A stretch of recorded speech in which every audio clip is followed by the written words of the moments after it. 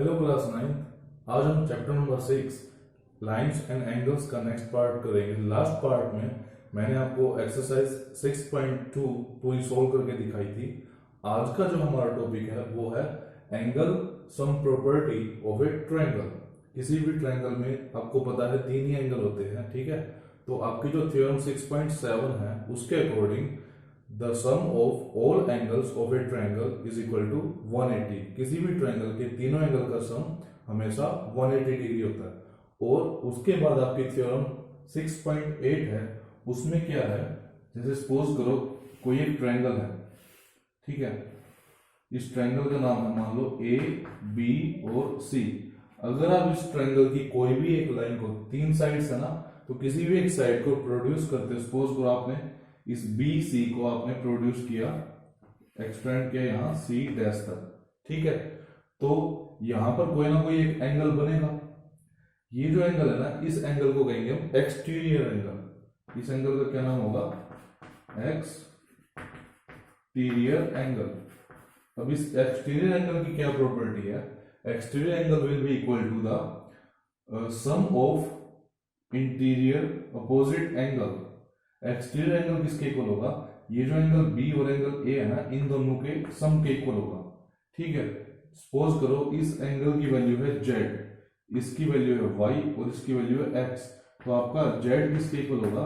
X plus Y के, ठीक है। एक्सटीरियर एंगल किसके इक्वल होगा? अपोजिट साइड में जो इंटीरियर एंगल्स है ना, उनके सम के इक्वल होगा। वैसे ही सपोज करो इस लाइन को आप एक्सटेंड करते हो, तो ये एक्सटीरियर एंगल बनेगा आपका। ये एक्सटीरियर एंगल किसके इक्वल होगा? इन दोनों एंगल के इक्वल, एक ये एंगल प्लस ये वाला एंगल, ठीक है। तो जो भी एक्सटीरियर एंगल होगा ना, उसके अपोजिट जो साइड होगी उसके साथ जो इंटीरियर एंगल्स होंगे ना, उन दोनों के सम के इक्वल होगा। ये आपकी थ्योरम नंबर 6.8 है। अब हम करेंगे एग्जांपल नंबर 7। एग्जांपल नंबर 7 में क्या है? एग्जांपल नंबर 7 में आपको एक फिगर भी गिवन है।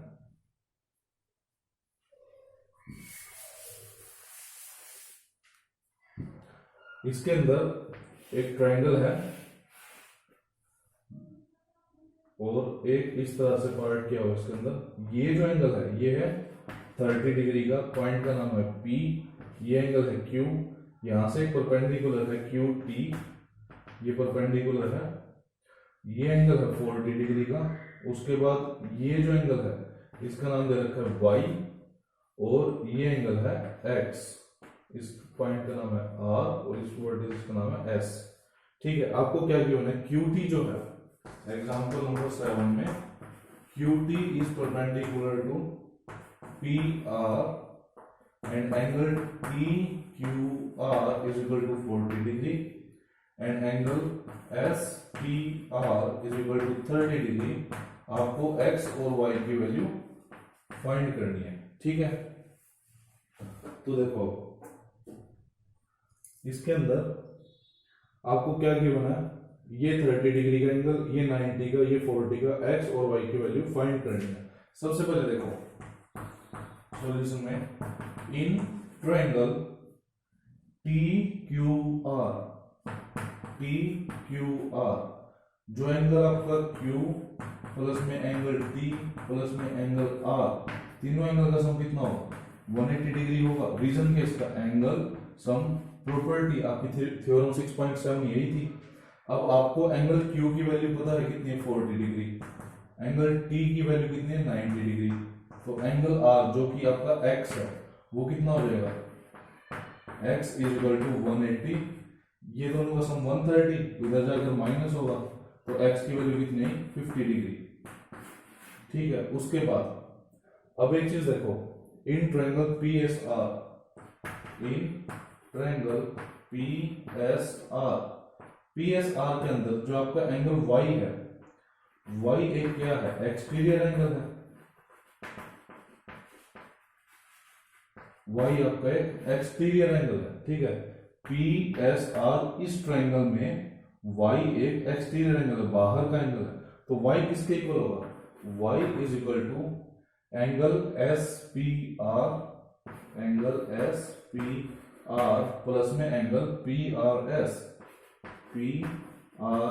इसका रीजन क्या होगा? रीजन आप दे सकते हो थ्योरम नंबर 6.8 या फिर आप रीजन दे सकते हो एक्सटीरियर एंगल प्रॉपर्टी। ठीक है, एक्सटीरियर एंगल की जो प्रॉपर्टी वो इसका रीजन है। और y की वैल्यू किसके इक्वल हो जाएगी? एंगल P कितना आपका, ये 30 डिग्री प्लस PRS कितना आपका, x की वैल्यू हम निकाल चुके 50 डिग्री, तो y की वैल्यू यहां से कितनी आ गई 80 डिग्री। ये आपका सॉल्यूशन था एग्जांपल नंबर 7 का। अब हम करेंगे एग्जांपल नंबर 8। एग्जांपल नंबर 8 में भी आपको फिगर गिवन है।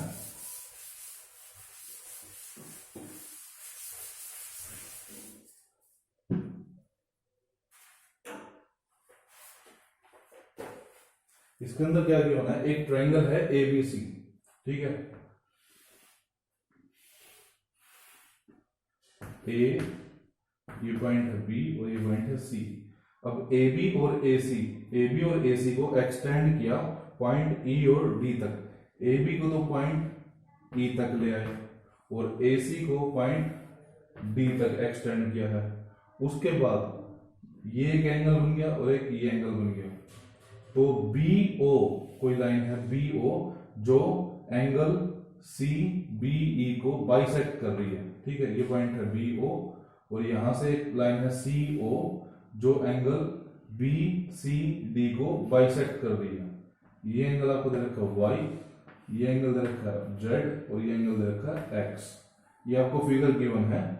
ठीक है, ये दोनों, ये वाला एंगल और ये एंगल आपस में इक्वल है क्योंकि BO क्या कर रहा है, बाइसेक्ट कर रहा है। और ये एंगल और ये एंगल, ये दोनों एंगल भी आपस में इक्वल है। क्यों? क्योंकि CO एंगल BCD को बाइसेक्ट कर रहा है। ये आपको गिवन है। अब आपको प्रूफ क्या करना है, आपको प्रूफ करना है कि angle BOC is equal to 90 minus half of angle BAC। ये आपको प्रूफ करना है। ठीक है, BOC is equal to 90 minus half of angle BAC, ये आपको प्रूव करना है। तो देखो हमको क्या क्या चाहिए प्रूव करने के लिए। एक तो चाहिए एंगल BOC मींस ये वाला एंगल, और एक एंगल चाहिए BAC मींस x की वैल्यू चाहिए। अगर हम हमारे पास x की वैल्यू और BOC की वैल्यू हो तो हम सिंपल इसमें रख के देख लेंगे कि वो इक्वल आ रही है या नहीं आ रही।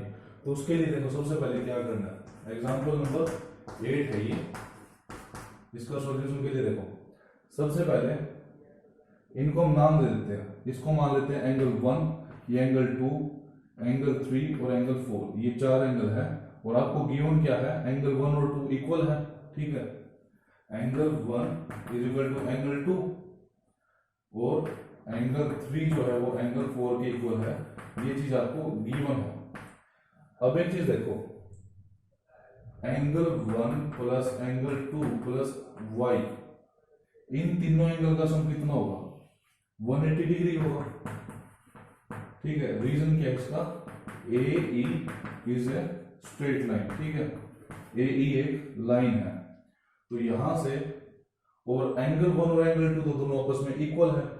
तो क्या हम इसको ऐसे लिख सकते हैं, एंगल 1 को या एंगल 2 को, किसी को भी, कैसे, एंगल 1 आपका हो जाएगा हाफ ऑफ एंगल CBE। देखो ध्यान से, CBE ये पूरा एंगल है और ये दोनों आपस में इक्वल है। तो ये भी हाफ है और ये भी हाफ है, तभी तो इक्वल होंगे, आधा ये और आधा ये। तो एंगल 1 आपका हो गया half of angle CBE plus में एंगल 2 भी आपका यही होगा, half of angle CBE plus में y इज इक्वल टू 180। ठीक है, अब एक चीज देखो, यहां से एक इक्वेशन आई, दूसरा इसको इक्वेशन नंबर 1 मान लेते हैं। दूसरा, अब एक चीज देखो, angle 3 plus angle 4 plus z, वो भी 180 डिग्री। इसका रीजन क्या है, AD is a line, AD एक लाइन है।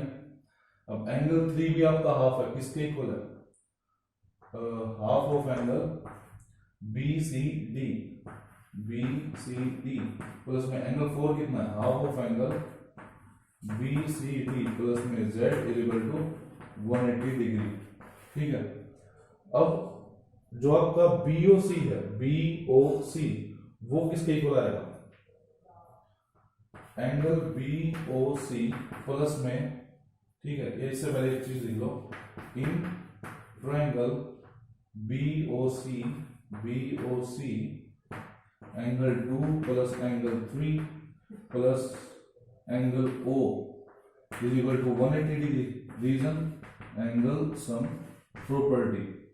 एंगल 2 की वैल्यू हमको पता है कितनी है, एंगल 2 हमारा किसके इक्वल है, half of angle CBE plus में एंगल 3 हमारा किसके इक्वल है, half of angle BCD plus में angle O is equal to 180 degree.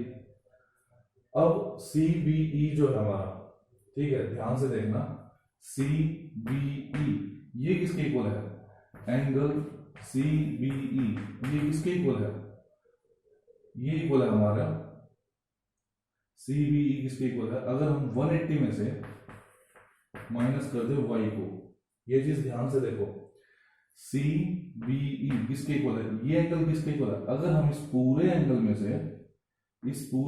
से y को माइनस कर देंगे तो यही तो बचेगा, ये 1 और 2 ये दोनों एंगल बच जाएंगे।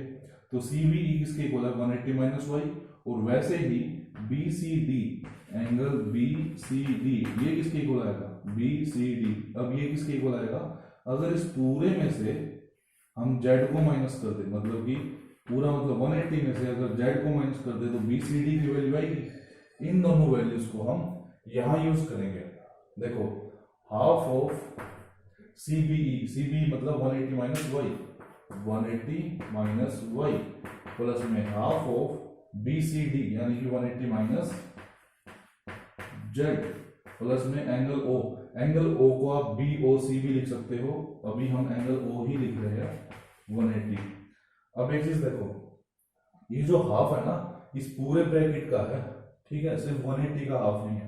तो इस पूरे ब्रैकेट का हाफ कितना हो जाएगा, देखो 180 का हाफ कितना हो जाएगा, 90 माइनस का माइनस, y का हाफ कितना हो जाएगा, y/2 प्लस में 180 का हाफ कितना हो जाएगा, 90 माइनस z का हाफ z/2 प्लस में angle O is equal to 180 degree.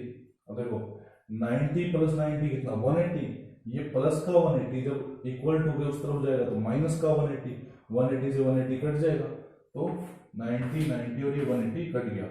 अब हमारे पास क्या बचा, माइनस का y/2 माइनस का z/2 प्लस में एंगल O, माइनस का y/2 माइनस का z/2 प्लस में angle O is equal to 0। ये दोनों माइनस के उधर जाएंगे तो प्लस में, तो angle O is equal to y/2 plus में z/2। 2 एलसीएम ले लिया तो क्या आएगा, y plus z is equal to angle O को नाम दे देते हम एंगल BOC। अब देखो एंगल BOC की वैल्यू इतनी आ गई हमारे पास, ठीक है। इसके बाद ध्यान से देखो, ये जो y प्लस z है ये किसके इक्वल है। अगर इस ट्रायंगल में से ABC, इस ट्रायंगल में से हम तीनों एंगल का सम कितना होगा, x plus y plus z का सम कितना होगा, 180, ठीक है। इतना आने के बाद मैं यहां कर रहा हूं सोल्व इसको।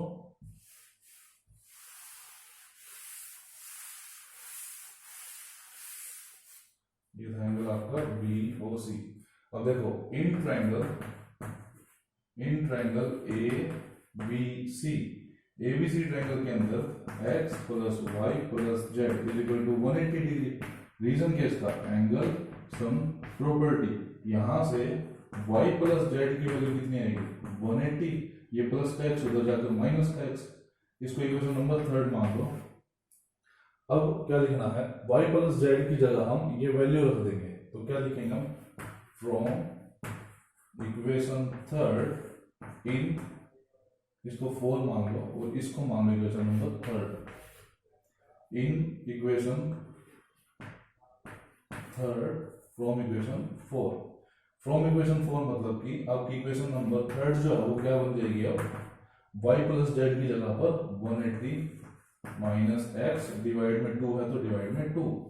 अब ये जो 2 है ये दोनों के डिवाइड में है ना, तो क्या होगा, angle BOC is equal to, जब ये 180 के डिवाइड में आएगा तो कितना हो जाएगा, 90 माइनस x/2, ठीक है।